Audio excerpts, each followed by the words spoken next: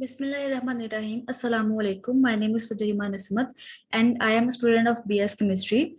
And this is the second certificate of second course which has been awarded to me on April 1. The subject of the course is joining data in SQL. Now we will discuss what I have accomplished in this course. Joining data in SQL.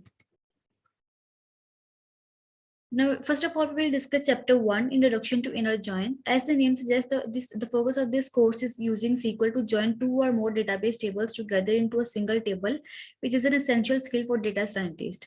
In this chapter 1, I learned about the inner join, which along with left join are probably the two most common joins. I saw diagrams throughout this course that were designed to help me understand the mechanics of the different joins. Let's begin with a diagram showing the layout of some data and then how an inner join can be applied to that data. This picture shows the diagram of left table and right table.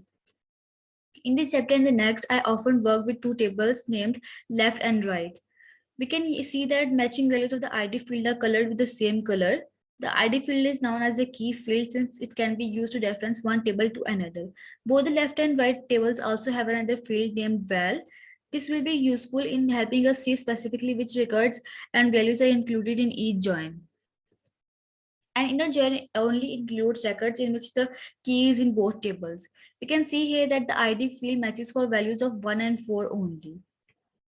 With inner join, we look for matches in the right table corresponding to all entries in the key field in the left table. So the focus here shifts to only those records with a match in terms of ID field.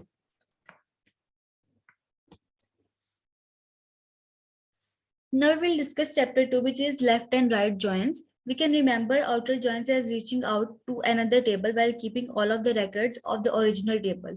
Inner joins keep only the records in both tables. The only records that were included in the resulting table of the inner join query were those in which the ID field had matching values. It isn't always the case that each key value in the left table corresponds to exactly one record in the key column of the right table. In contrast, left join notes those records in the left table that do not have a match on the key field in the right table. Now we will discuss chapter 3, which is state of the union. Now our set theory clauses. In this chapter, we focused on the operations of union and union all.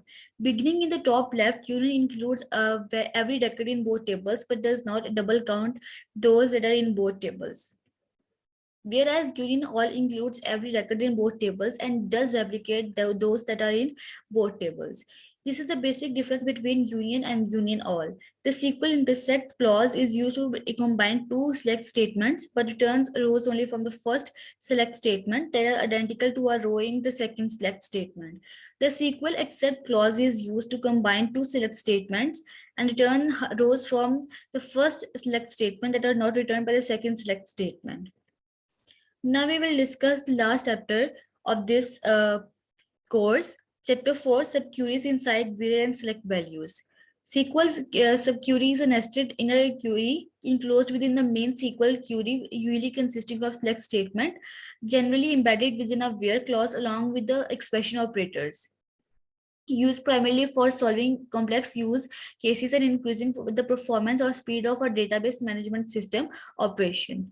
Now we will discuss the syntax of subqueries in SQL. The basic syntax for writing SQL subqueries depends upon the part of the main query where you want to embed it. It can be embedded within where clause. We will be learning about all of them shortly, one by one. Now we will discuss parameters in SQL subquery. The parameters used in the syntaxes are select a column underscore names. It is used to select the required data from the database. Mention the column names which you want in the result set. The second parameter is where condition. It is used to specify the conditions to filter records. In the second case, the rows will be filtered according to the comparison between the results of the subquery and the mentioned column. Thank you. This was all from my side.